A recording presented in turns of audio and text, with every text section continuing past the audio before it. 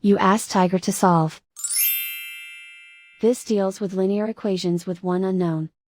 The final result is n equals 7/2. Let's solve it step by step.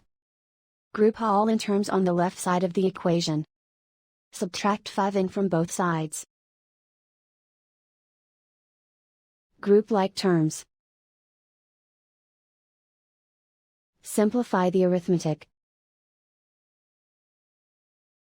Group like terms. Simplify the arithmetic.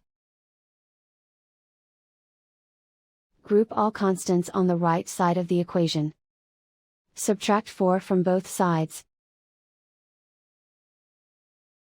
Simplify the arithmetic.